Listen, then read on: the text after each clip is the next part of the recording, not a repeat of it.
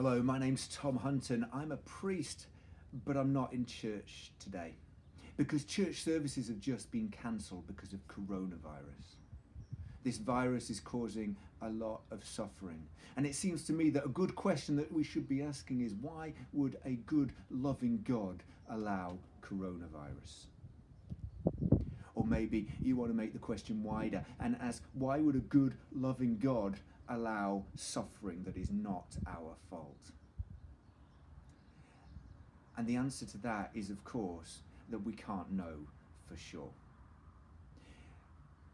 But here are some thoughts that make sense to me. Other people will have different ideas, but I offer you these thoughts for you to consider and then maybe go and make your own mind up. Now, strangely enough, in the Bible, we don't read a lot about coronavirus. But I think we can learn a fair bit from John's Gospel, chapter 9, and a chapter in which Jesus encounters a blind man. The disciples ask the big question. They say, why did this happen?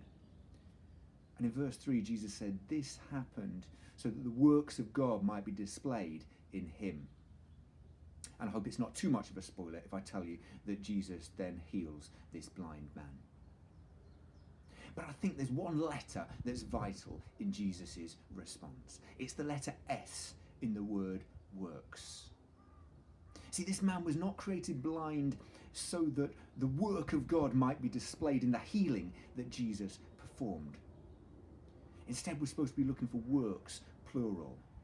What works of God did we see in this man? Was he showing love to those people who were around him?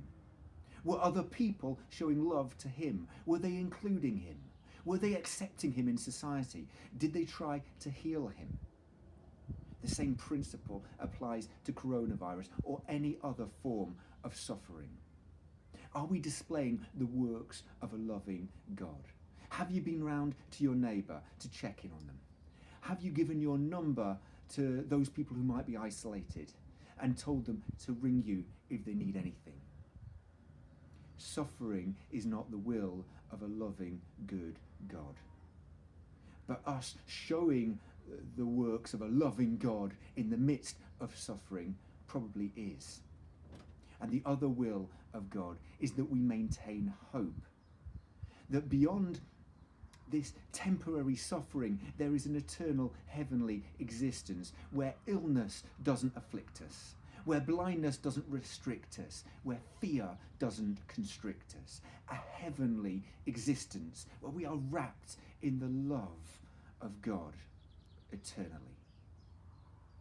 Which leaves us with the question, why would God not create us and place us directly into that heavenly existence? Why would a good God create this earth with illnesses and suffering? And I think the answer to that comes down again to love and to free will. See, if God created us and placed us directly into heaven, there would be no need for faith. We would be compelled to believe in God because we'd be in his presence. We'd be compelled to love when we're in the presence of pure love.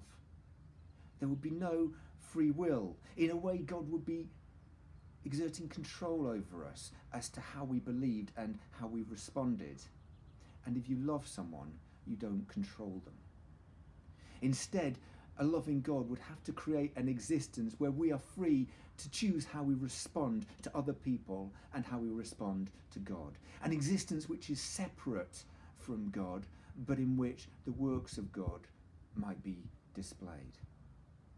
That existence would be a mortal existence. And in order for it to be a mortal existence, there would have to be elements of creation that are destructive, like viruses. A loving God would not desire the suffering that comes along with that, but maybe it's necessary in a mortal existence. An immortal existence is necessary because there needs to be an end when we are free to choose whether we want an eternal existence free of suffering and full of God. As I say, we can't possibly know the answers to questions like this for definite. But I think in John chapter 9, Jesus shows us that our response needs to be bigger than the questions. We need to respond by displaying the works of a loving God to others in the midst of suffering.